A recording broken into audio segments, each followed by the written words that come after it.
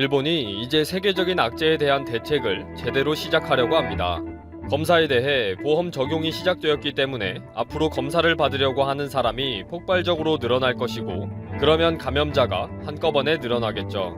문제는 한국이 했던 고민들과 절차를 그대로 따를 수밖에 없다는 것인데, 일본은 그동안 한국을 비난하느라고 한국의 고민과 대책을 배울 생각을 아예 안 했었죠. 한국은 따라하기도 싫고, 그렇다면 일본의 전략은 무엇일까요? 놀라운 것은 일본의 정부와 여러 언론 매체에서 일본 국민들에게 세뇌를 시키는 내용입니다.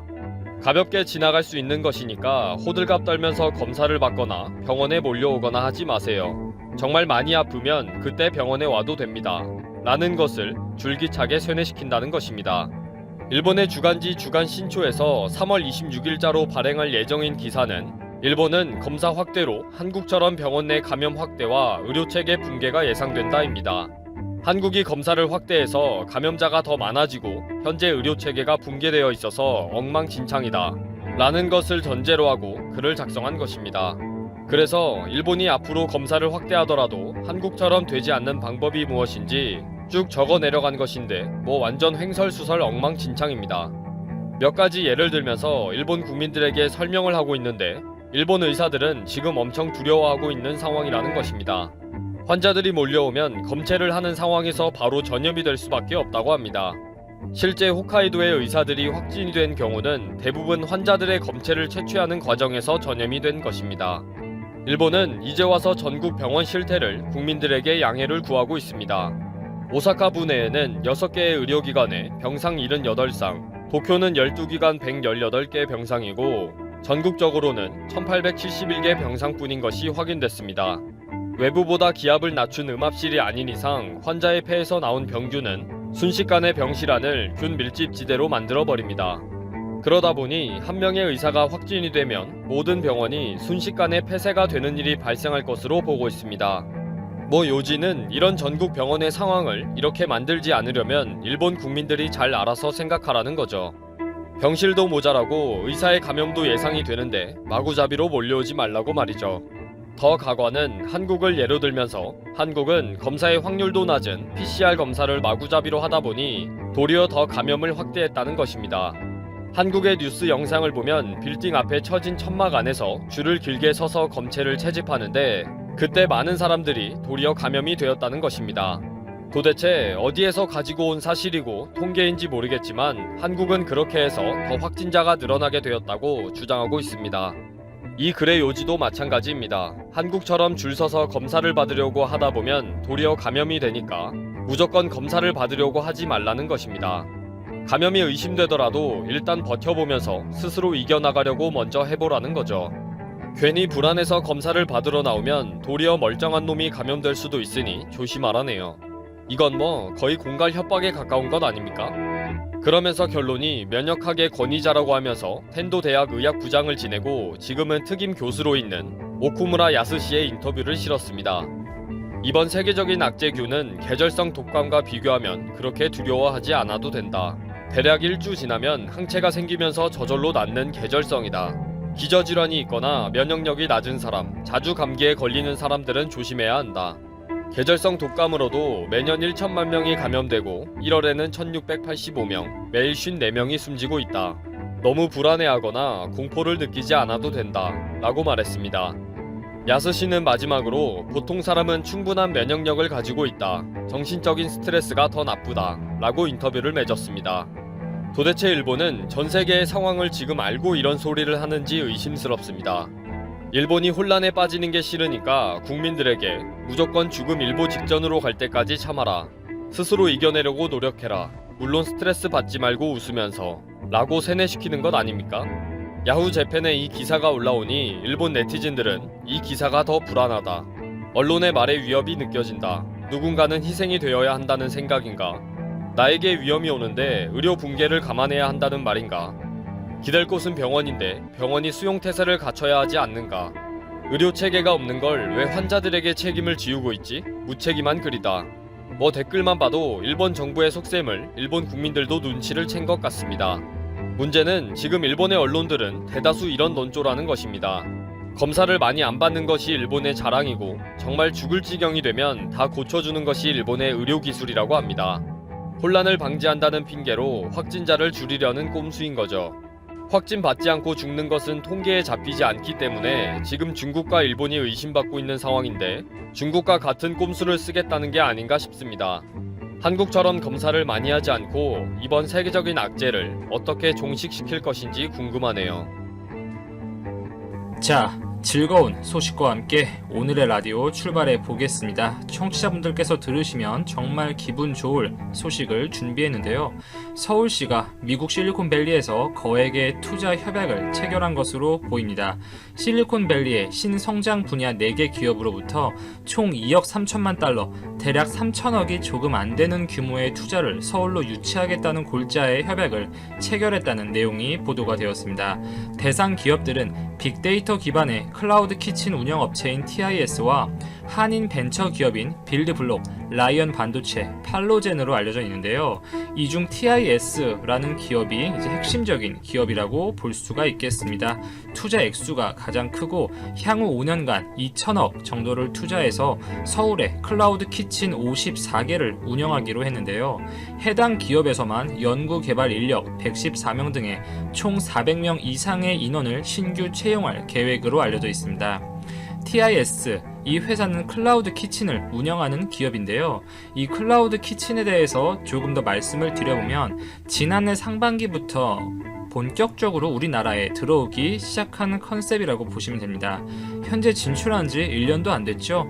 이 상황에서 6개, 7개 지점까지 늘어나서 운영할 정도로 급속도로 확산이 되고 있고, 자, 기본적인 컨셉은 이거예요. 일단 하나의 주방을 여러 사업자가 나눠 쓰는 형태의 공유 주방, 급속도로 그 시장이 커지고 있죠. 이거와 비슷한 개념이라고 생각을 하시면 될 것 같습니다. 가령 정말 맛있게 음식을 잘하는 레스토랑, 식당이 있어요. 그러나 이 레스토랑 식당은 안타깝게도 배달을 하지 않습니다.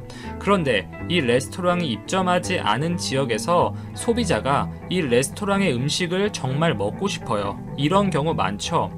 이 배달 서비스를 지원하지 않는 레스토랑이 그 레스토랑이 입점해 있지 않은 지역에 가상의 온라인 지점을 내는 것이 기본 컨셉입니다. 오프라인 매장은 아니고 말 그대로 배달 전용 온라인 지점이에요. 즉 음식을 만들 수 있는 최소한의 시설, 부엌 정도만을 갖추고 있는 가상의 점포를 의미하는 것입니다. 결국 온라인 전용 배달 점포라고 보시면 되겠고, 사실 배달 서비스와 밀접하게 연계가 될 수밖에 없는 부분입니다. 이 공급자 입장에서 장점을 보면 요즘 배달 음식이 정말 많죠. 저도 즐겨서 애용하는데 이 배달 관련해서 기업들이 많이 생겨나고 있고 지속적으로 시장이 커지고 있습니다. 오프라인 식당들이 운영에 어려움을 겪는 빈도가 늘어나는 것도 가장 큰 원인은 배달 음식 시장이 커지면서 그 파일을 뺏어 먹고 있는 것이죠. 배달 관련해서 효율성과 수익성을 증대시키는 방향으로 많은 프로그램들의 개발, 연구가 이루어지고 있고 관련 창업도 정말 활발한 상황인데요. 자, 클라우드 키친으로 다시 넘어가서 이 업체가 한국이라는 이 국가, 특히 서울이 얼마만큼 매력이 있길래 이렇게까지 회사 규모에 비해서 큰 투자를 단행했느냐를 보면 이 서울이라는 도시의 특성을 다시 고려해 볼 필요가 있습니다. 서울은 엄연히 글로벌 도시, 세계적인 도시죠. 실제 서울 주민들의 소득 수준도 굉장히 높은 편이고 각종 인프라 시설들이 정말 잘 갖춰져 있습니다. 그리고 교통망 말할 필요도 없이 훌륭하죠. 거기에 인구 구조 역시 지속적으로 1인 가구, 2인 가구가 늘어나고 있는 추세입니다. 이 배달 음식을 주로 애용하는 사람들을 보면 1인 가구 분들이 확실히 많아요. 이렇게 전반적으로 배달 산업이 확장되고 있고 주 타겟층인 젊은 층, 1인 가구가 늘어나고 있는 인구 구성, 그리고 신속한 배달 등을 위해서 절실히 요구되는 것은 교통망이죠. 사실상 서울뿐만 아니라 수도권 지역에서는 거의 소외된 지역이 없을 만큼 이 구석구석까지 교통망이 잘 발달되어 있기 때문에 서울은 매력적인 투자 지역일 수밖에 없습니다. 그것뿐인가요? 서울의 인구 밀도 다른 주요 도시들과 비교해서도 엄청 높은 수준이죠. 즉 배달 업체 입장에서 효율성이 엄청나게 높을 수밖에 없다는 결론이 나오는 것입니다. 그리고 우리나라 IT 강국이죠. 제조업 강국입니다. 그만큼 많은 관련 우수 인력들이 있다는 점에서 해당 클라우드 키친 운영 업체인 TIS가 서울을 매력적인 입지로 보는 것이고, 이 업체는 빅데이터를 기반으로 한 업체예요. 여러분, 빅데이터는 앞으로 우리에게 엄청난 혁신을 가져다 줄 것인데, 가령 의학적인 부분을 예로 들어서 보면은 이 피부과 영역에서 다루는 질환 중에 백반증이라는 것이 있습니다. 아직도 정확한 원인을 몰라요. 이게 색소세포, 멜라닌 세포가 파괴당하면서 피부의 국소적 혹은 전신적으로 하얗게 변하는 이 자가 면역 질환의 일종이라는 가설이 가장 유력합니다. 이 질환은 본래 이전부터 다른 자가면역 질환들, 대표적으로 갑상선 질환 등과 연관이 된다, 이렇게 알려져 있었어요. 그래서 실제 백반증으로 진단이 되면 대학병원에서는 갑상선 기능검사, 항체검사 등을 권유하는 경우가 많습니다. 우리가 그동안 알고 있었던, 사실로 믿고 있었던 의학적인 지식들, 예를 들어서 위에서 말씀드린 백반증은 갑상선 질환과 밀접하게 연관이 된다, 폐암의 발병 위험 요인들 중에 중요한 것은 흡연이다, 이러한 것들 있잖아요. 기본적으로 양의학, 서양의학을 베이스로 한 것들입니다. 서양인들과 우리나라 동양인 분명히 다르죠. 이 그동안 의학적 이론들은 서양에서 나온 것들이기 때문에 대개 서양인들에게 적용되는 것들이 많아요. 당연히 인종도 다르고 환경적인 요인도 다르기 때문에 이러한 부분들이 동양인에게도 그대로 적용되는 것들도 많지만 아닌 것들도 꽤나 있어요. 그래서 빅데이터가 추세화가 되면서 실제로 건강보험에 가입되어 있는 우리나라 인구만으로도 그동안 알려진 의학적인 사실들의 대대적인 검증이 가능한 것이고, 요즘 관련 연구가 의학 분야에서는 주도적인 흐름, 추세라고 볼 수가 있습니다. 즉 패러다임이 어느 정도 바뀌고 있다는 이야기죠. 실제로 많은 빅데이터 기업들, 데이터 센터 등이 우리나라에 진입을 진행 중에 있어요. 그리고 말도 많고 탈도 많았던 데이터 3법 결국 통과되었죠. 당초에 반대 의견도 분명 많았었습니다. 이 데이터 3법은 개인정보 등을 여러 사업에 활용될 수 있도록 규제를 완화한 내용의 골자를 담고 있는데, 특정 개인을 식별할 수 없게 한, 즉 가명의 정보를 개인의 동의 없이 금융, 연구 분야 등에 한해서 활용할 수 있게 하고, 온라인상의 개인정보 관리, 권한 담당 업무를 개인정보보호위원회로 이관하는 등의 내용을 담고 있습니다. 산업계에서는 절실히 요구하는 의견이 주요 흐름이었고, 물론 반대하는 입장도 만만치 않았어요. 양측의 입장에 당연히 이해가 가고 수긍이 가는 부분들이 있습니다. 그러나 데이터라는 것은 우리가 4차 산업 흐름에서 원유, 즉 기본적인 재료, 베이스의 비견이 되는 것이잖아요. 빅데이터 시대를 맞아서 크게 요구가 되었던 부분인 것도 맞아요. 그리고 이미 우리나라 반도체 정말 잘하고 있지만 이 빅데이터, 인공지능 등의 차기 중점 사업 영역에서는 확실히 스타트가 늦은 느낌은 있습니다.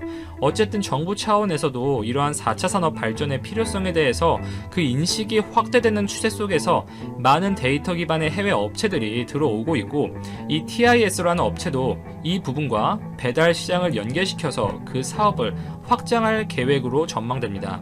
그리고 서울에 투자를 한 다른 업체들도 한번 볼까요?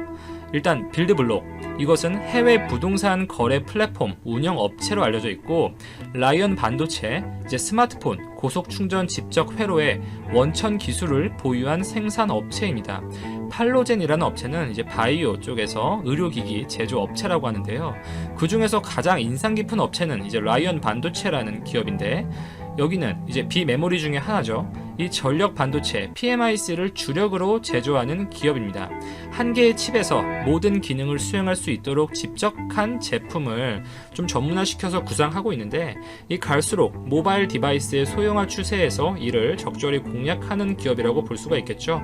작년에 SK 하이닉스 측에서 수십억 정도 투자를 한 것으로 보도가 되었었고, 이 국내 대학 카이스트 출신의 인물이 공동 창립한 회사로 알려진 만큼 한 번쯤 기억을 해두면 좋을 것 같은 회사입니다.